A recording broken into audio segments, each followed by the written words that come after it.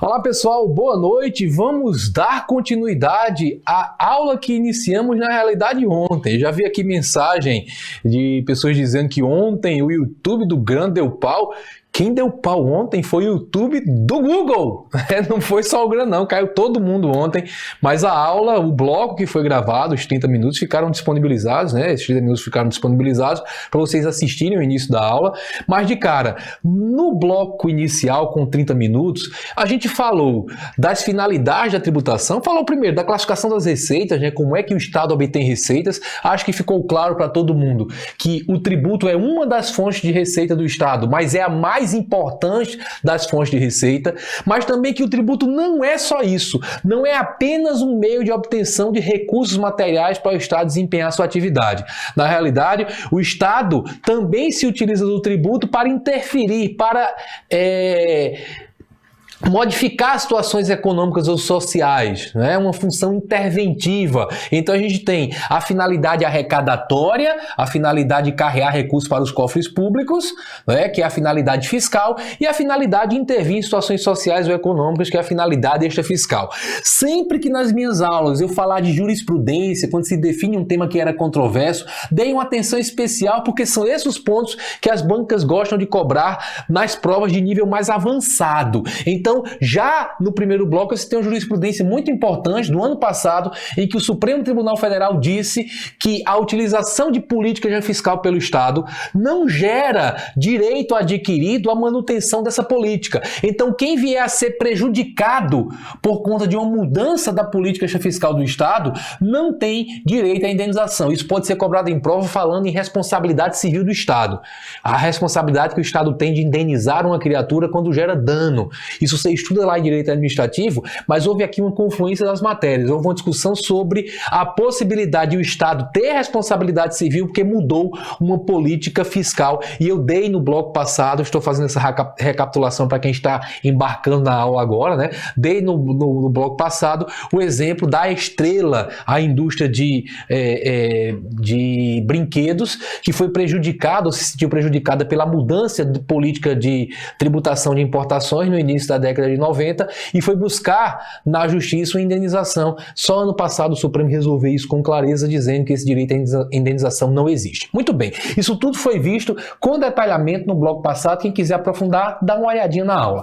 Agora, além da função arrecadatória e da função de intervir, a doutrina enxerga, uma parcela dela enxerga uma terceira finalidade. Atenção, porque essa terceira finalidade, a rigor, também é arrecadatória. Tem autor que até diz, olha, só são duas funções, arrecadatória e interventiva, fiscal e extrafiscal.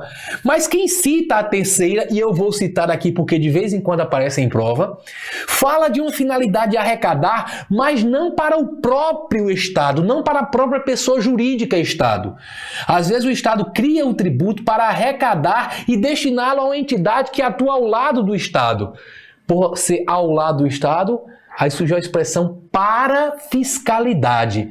Para fiscalidade, quando o Estado arrecada para uma atividade específica. Lembrem do seguinte, a competência para criar o tributo é sempre do poder público, é sempre dos entes federados. Quando eu falo nos entes federados, entes políticos, eu estou falando de União, Estado, DF, municípios. Lembrem, tributo só pode ser criado por lei, está no conceito que vamos analisar daqui a pouquinho. Só por lei. E só quem edita lei é União, Estados, DF, municípios. Então essa função não pode ser delegada.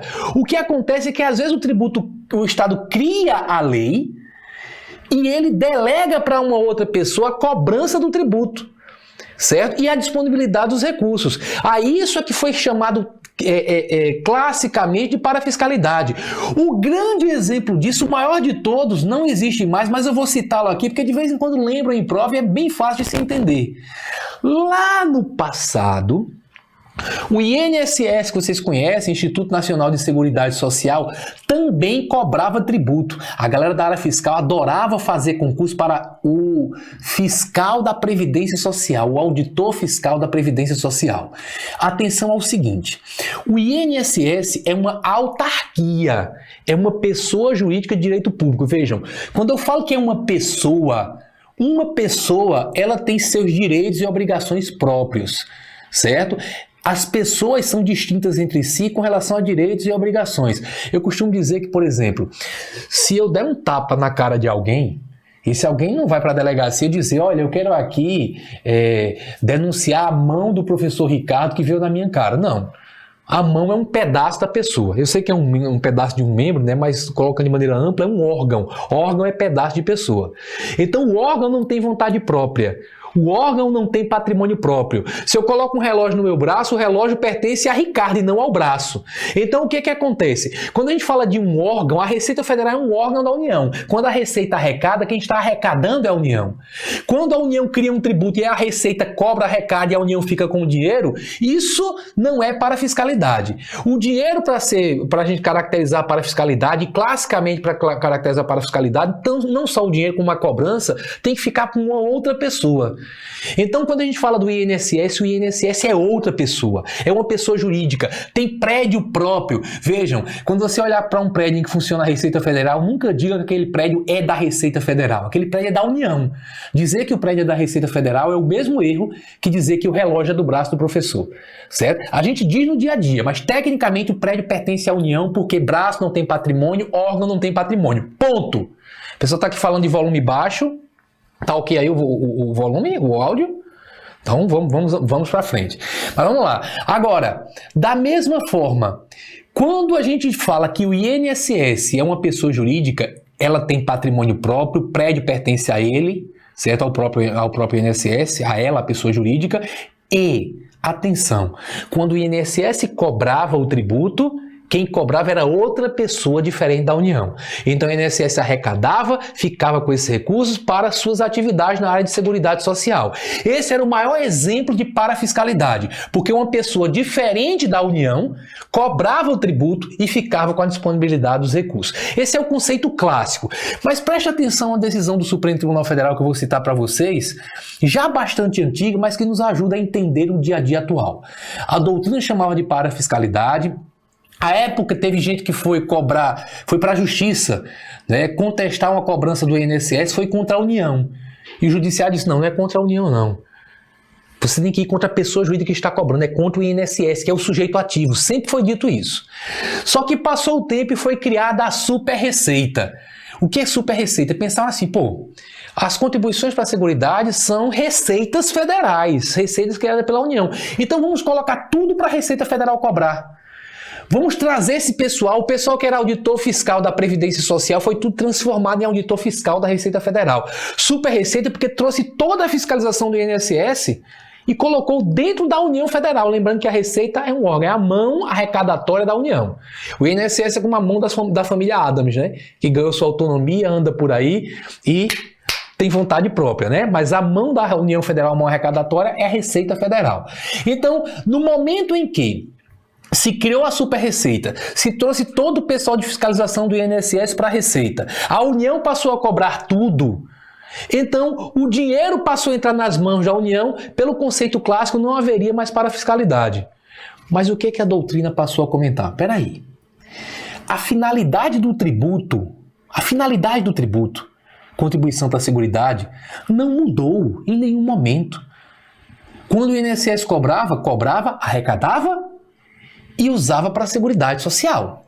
A União voltou a cobrar, cobrando, arrecadando e entregando para o INSS exercer sua atividade de Seguridade Social. Então a gente poderia dizer que o tributo, contribuição para a Seguridade, mudou sua função, deixou de ser parafiscal.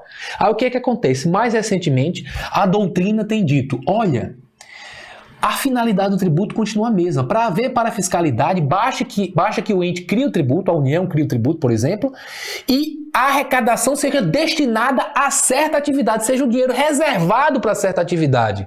Então, veja, no conceito clássico tradicional, você diz, para haver parafiscalidade, o ente federado cria o tributo e delega para outra a cobrança e a disponibilidade dos recursos. Atualmente já tem gente que defende que para haver parafiscalidade basta que o dinheiro seja entregue a um outro ente para ele desempenhar a sua própria atividade. É o dinheiro reservado para certa finalidade. Aí você vai dizer, Ricardo, eu odeio quando um professor fala que tem doutrinador que pensa assim, tem doutrinador que pensa assado. Como é que cai em prova? Vejam, as bancas não gostam de fazer questões que sejam facilmente facilmente derrubadas com recursos. Elas tendem a tentar ser mais seguras. Então, às vezes que eu vi cobrar para a fiscalidade, cada vez se cobra menos. Eu tenho que explicar porque raramente cai, mas eu tenho que explicar. Mas, vejam só, quando a banca vai cobrar, ela tende a usar a questão mais segura possível. Por exemplo, dizendo, quando um ente federado cria um tributo e delega a cobrança para um outro ente que ficará com a disponibilidade dos recursos, tem-se a parafiscalidade. Aí você vai ter que marcar verdadeiro qualquer que seja o conceito que você venha utilizar. Porque se você usar o conceito clássico, é exatamente isso, criar o tributo, delegar a cobrança, né, a capacidade tributária ativa, como nós vamos analisar direitinho essa terminologia, e a disponibilidade dos recursos. Isso é o conceito clássico. Mas se você usar o conceito mais atual, em que basta o dinheiro ser entregue para determinada atividade, está reservado para certa atividade, ora, você vai dizer que esse conceito que foi dado também obedece à parafiscalidade. Porque a banca disse, quando o ente cria o tributo, delega a cobrança e a capacidade ativa tem parafiscalidade? Tem. Pelo conceito clássico, não precisaria nem delegar a cobrança. Mas se o dinheiro foi entregue também para outro ente, tem-se parafiscalidade. Então, na realidade, não estressa com prova. Primeiro, esse assunto parafiscalidade cai bem pouco. E quando cai, se usa esse conceito. Ente federado cria o tributo, como a União criou contribuição para a INSS, delegou a cobrança para um outro ente, e a disponibilidade dos recursos para a fiscalidade clássica. Agora, disparadamente, quando se fala em finalidade da tributação, o que mais cai é o que é mais fácil, que é o que vocês entenderam desde o bloco passado, que é fiscalidade, o Estado criar o tributo para arrecadar, extra fiscalidade, o Estado criar o tributo para intervir. Mas lembrar que é principalmente arrecadar na fiscalidade, porque também há uma intervenção dentro da fiscalidade. Ou principalmente intervir na parafiscalidade, porque apesar de a finalidade principal ser intervir, arrecada-se algo e essa arrecadação tem sua importância. Bem, então dentro do panorama das finalidades da tributação, você tem que lembrar de fiscalidade, extra fiscalidade e às vezes alguma banca querendo ser mais clássica, né, acaba cobrando algo de parafiscalidade. Mas vamos agora para o ponto mais importante desses conceitos iniciais de tributo, de direito tributário, né, que é o conceito de tributo que está no artigo 3º do CTN. Quem faz prova de direito tributário sabe que tem que memorizar cada detalhe do artigo 3º do CTN, mas isso não é o suficiente. A gente tem que entender com precisão o significado daquilo e conhecer a jurisprudência a respeito da matéria, que é o que a gente vai fazer a partir deste instante. Então, em primeiro lugar, o artigo 3º diz que tributo é toda prestação pecuniária. Aí vem compulsória em moeda, eu estou grifando aqui pecuniária em moeda ou cujo valor nela se possa exprimir, porque muitos já dizem que aqui há uma redundância. A prestação pecuniária é justamente aquela que é em moeda, certo? É em dinheiro, ok? Ou algo que possa se exprimir em dinheiro, algo que nela o quê? Em moeda se possa exprimir. Tecnicamente, a expressão ou que nela possa se exprimir está aí para autorizar a fixação de tributos em indexadores, em índices. Olha, a gente está numa época em que há muito tempo deixou de existir hiperinflação no Brasil. Espero que não volte a existir. Mas lá no passado, quando o King Kong ainda era um saguim, certo? Lá no passado remoto, não fazia muito sentido dizer que um tributo era de R$100, porque no outro dia ele já era de 102, 105, 110.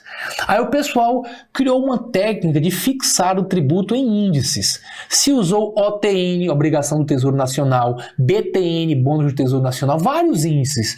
O último que ficou famoso foi a UFIR, Unidade Fiscal de Referência. Então você dizia, olha, o tributo é de 100 unidades fiscais de referência, sem o FIR.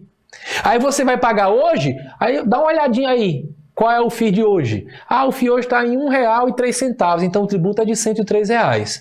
Então o tributo era fixado em algo que com uma simples operação aritmética seria expressa em moeda. É isso que quer dizer o dispositivo. Prestação pecuniária em moeda ou cujo valor nela se possa exprimir. Um valor que pode ser expresso em moeda apenas com um cálculo aritmético.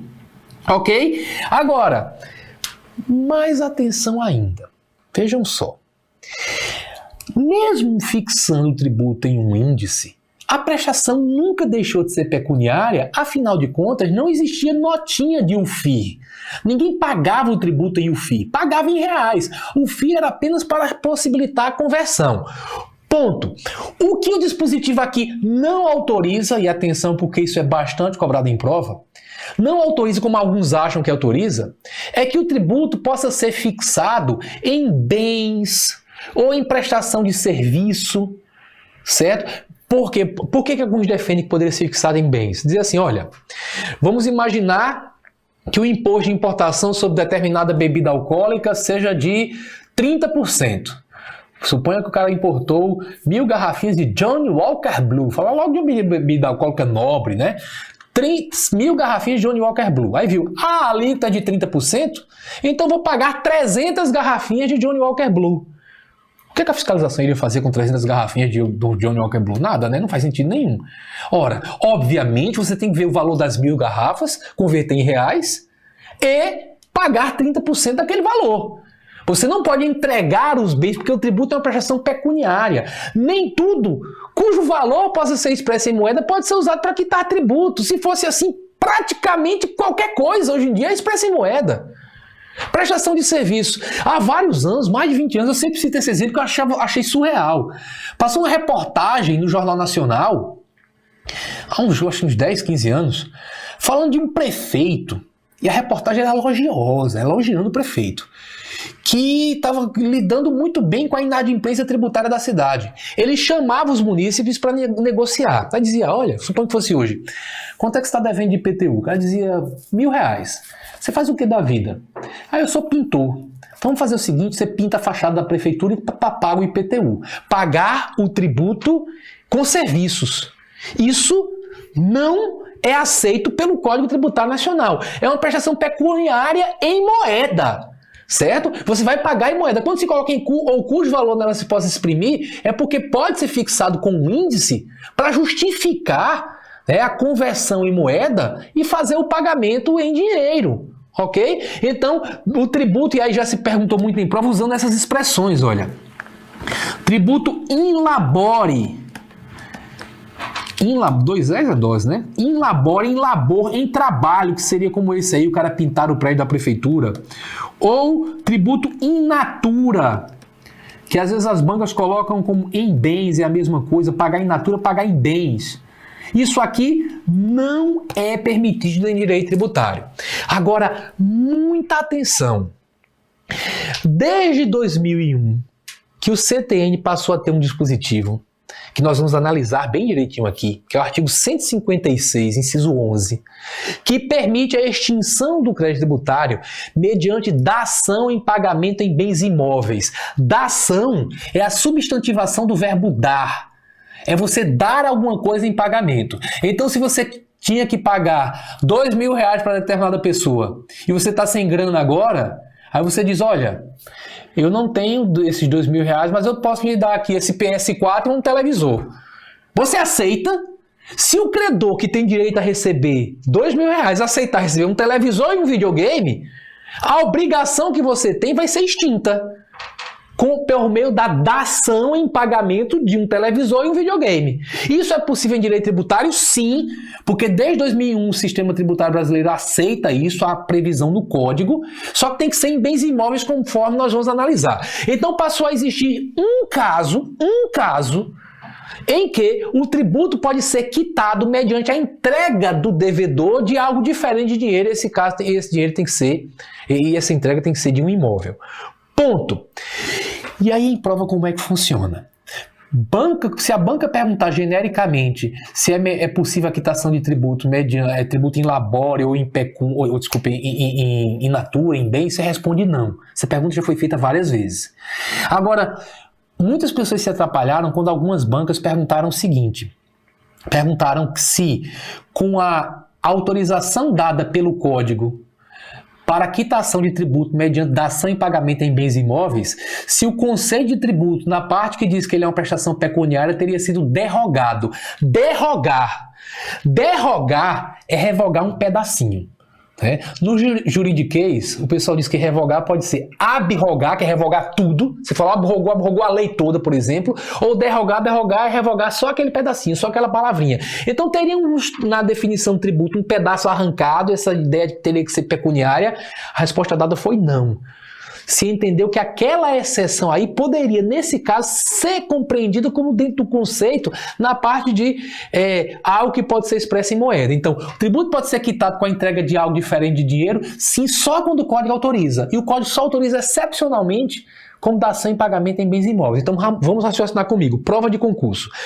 A maioria, literalidade, prestação pecuniária em moeda ou cujo valor nela se possa exprimir. Se perguntarem, é cabível quitação de tributo em labor ou in natura? Resposta não. Se a banca disser, perguntar se foi derrogada a definição de tributo na parte que fala que é a prestação pecuniária, em virtude do CTN ter passado a admitir a quitação de tributos mediante dação em pagamento em bens imóveis, sua resposta também tem que ser não, necessariamente não. Mas vamos lá. Tributo é uma prestação pecuniária compulsória. Vou usar aqui outra cor para tratar de outra característica, compulsória. Esse compulsório está no sentido de obrigatória. As pessoas não pagam tributo porque querem pagar, pagam porque são obrigadas a pagar. Aí tem gente que diz, Ricardo, aí a definição está sendo redundante. Afinal de contas, essa história de prestação, a gente estuda em direito das obrigações, lá em direito civil. Prestação é obrigatória. Obrigação é obrigatória, é compulsória. Então toda obrigação é compulsória. Só que, presta atenção no seguinte, a obrigação de direito privado, falamos no bloco passado de obrigação de direito privado em que o Estado não usa do poder de império, ela surge da manifestação da vontade do sujeito. A principal fonte das obrigações de direito privado é o contrato, é um acordo.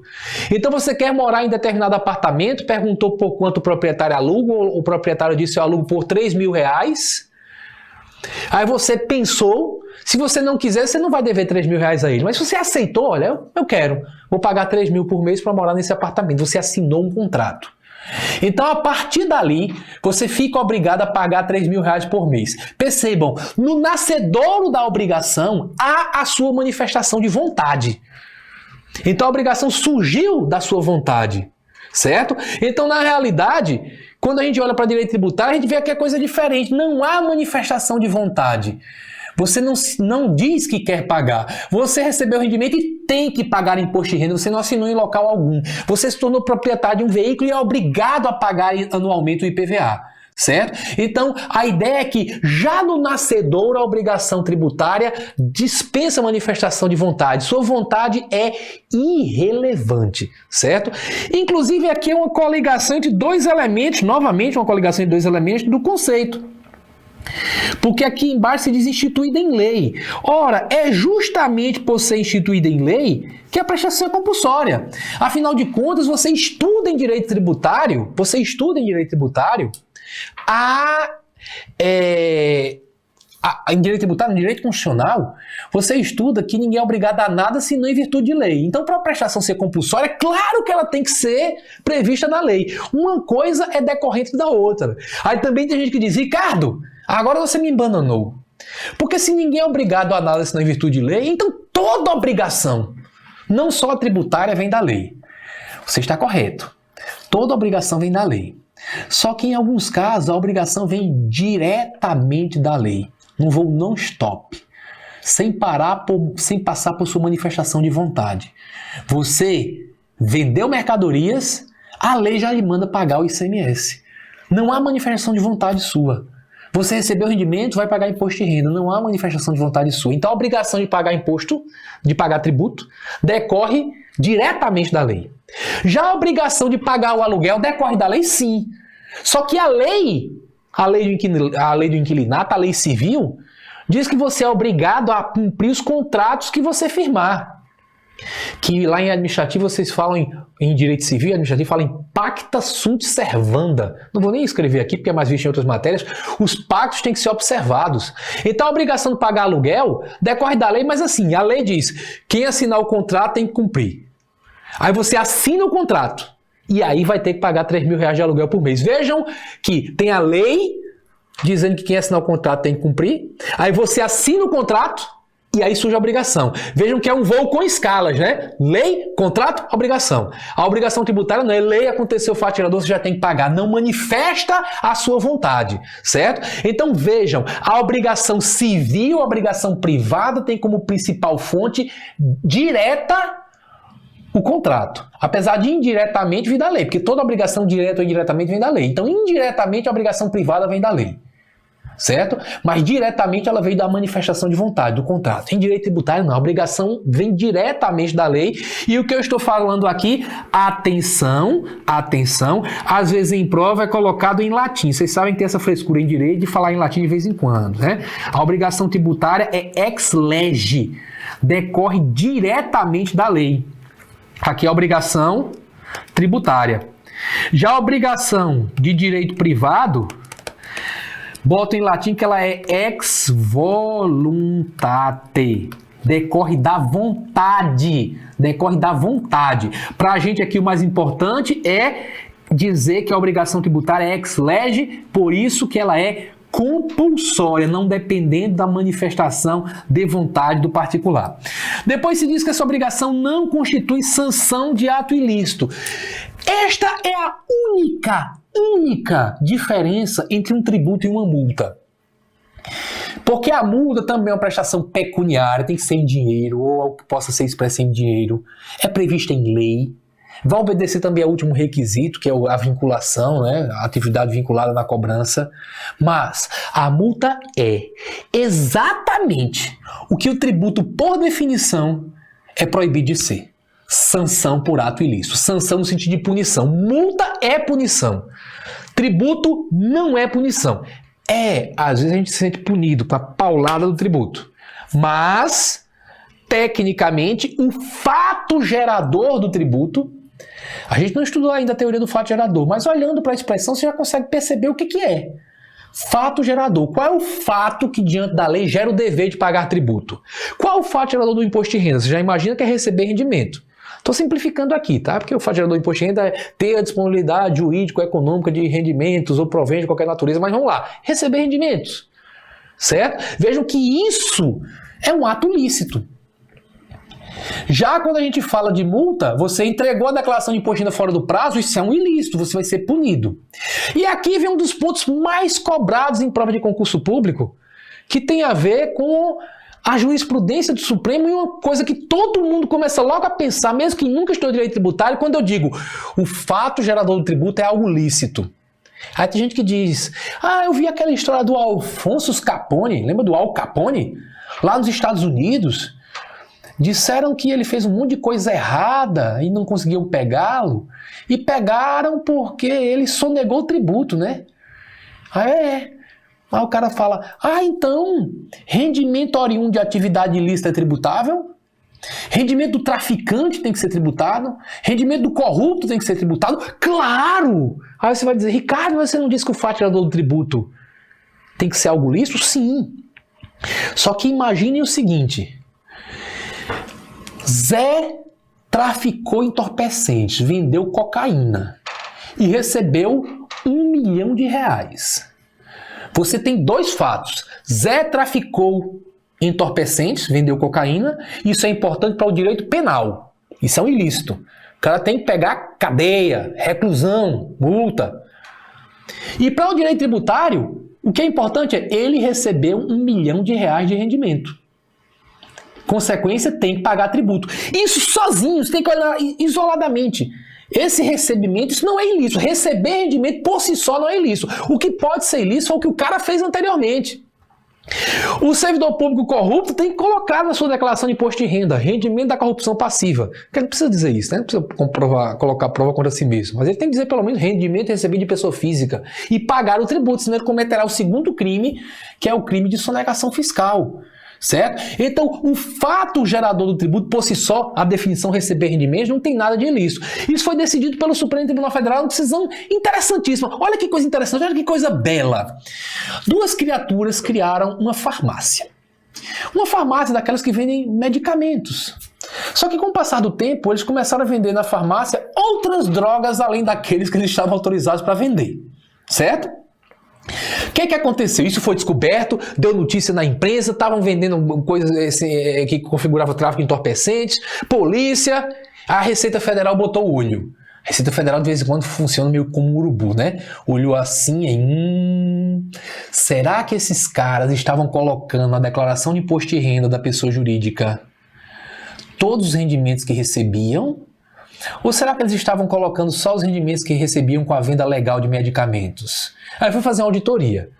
Acho que vocês imaginam o resultado, né? Eles estavam, obviamente, escondendo tudo que recebiam com o tráfico de entorpecentes. A Receita Federal foi lá e fez uma autuação. Cobrou o tributo, aplicou multa. E essas discussões todas chegaram ao Supremo para discutir uma coisa bem curiosa, que era a competência. Porque vejam só, apesar desse crime de tráfico de drogas, como não era internacional, tá, era tudo da Justiça Estadual, era Polícia Estadual, Polícia Civil que estava investigando, Justiça Estadual e tal. Mas como a Receita alegou que houve sonegação de um tributo federal, imposto de renda, aí toda a discussão foi levada a discussão criminal, para a Justiça Federal. É porque a União é meio assim, né? Lembra o rei Midas, que tudo que tocava virava ouro? A União, tudo que toca, puxa para a Justiça Federal, né? Então chegou para a Justiça Federal. Aí chegou o pessoal dizendo, não, é Justiça Estadual, Federal, tal. Chegou no Supremo para discutir isso. E a defesa do sujeito, se vocês fossem ler essa defesa, vocês iam rir, porque a defesa, o cara que estava defendendo parecia que estava acusando. A defesa do traficante era assim: o tráfico ilícito de entorpecentes é uma atividade vil, abjeta, equiparada a crime hediondo pela Constituição Federal. Aí você olha assim, what the fuck is this? O cara tá acusando o cara. Mas aí ela arrematava: se o Estado cobra tributos sobre rendimentos desse tipo de atividade que ele mesmo proíbe e diz que é equiparado a hediondo, então o Estado está sendo imoral, ganhando dinheiro com o tráfico. E o que é que o Supremo entendeu? O Supremo disse, olha, olhando para vocês, meus colegas concurseiros, sonham em fazer um concurso, eu vou fazer um concurso para ser auditor fiscal de determinada esfera, e você olha lá, a remuneração é de 20 mil reais, aí você passa num concurso, quando recebe a primeira remuneração veio 15, veio 14, aí o pessoal fala, por que não eram 20? Aí não, é a mordida do leão. Cobrou de você. Mas aquele seu colega traficante ganha R$1 milhão por mês, o Estado não toca no dinheiro dele. Ah, porque é nojentinho, aquilo dali é vil, abjeto. Tá errado, tá errado. Essa moralidade no direito tributário, a ideia é tributar cada um de acordo com sua capacidade contributiva. Se você recebeu 50 mil reais, você tem condições de pagar suas despesas essenciais e contribuir com o Estado, não importa de onde vem os 50 mil reais.